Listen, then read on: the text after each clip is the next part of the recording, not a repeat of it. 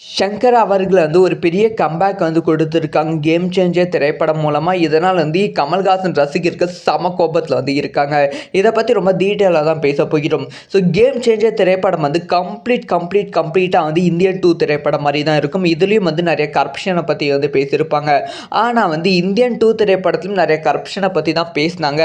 ஆனால் இந்தியன் 2 திரைப்படம் சுத்தமாக ஓடலை. படம் நெகட்டிவான விமர்சனம் பெற்றால் கூட பரவாயில்ல. ஆனால் மோசமான ட்ரோல் விமர்சனம் பெற்றிருக்கிறது. நிறைய பேர் படம் கிரிஞ்சி அப்படி சொல்லி பயங்கரமாக கலாய்த்து கொண்டு வருகிறார்கள்.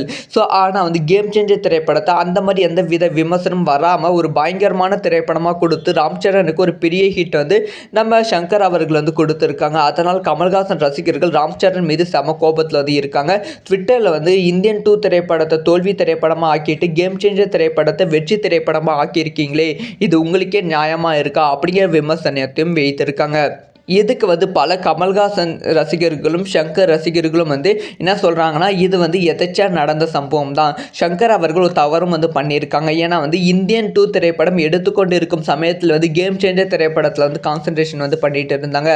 அதனால் ஓவரான ஃபோக்கஸ் கேம் சேஞ்சர் திரைப்படத்துக்கு கொடுத்ததால் இந்தியன் 2 சொதப்பி விட்டது. ஸோ இந்தியன் 2 திரைப்படம் சொதப்பியதற்கு மிக முக்கியமான காரணம் ஷங்கர் அவர்கள் கேம் சேஞ்சர் திரைப்படத்துக்கு ஓவரான கான்சன்ட்ரேஷன் பண்ணது தான் அப்படின்னு சொல்லிக்கொண்டு வருகிறார்கள். ஸோ இதை பற்றி உங்களோட ஒப்பீனியன் என்ன? இது யார் மேலே தவறு அப்படிங்கிற விஷயத்தை கமெண்ட்டில்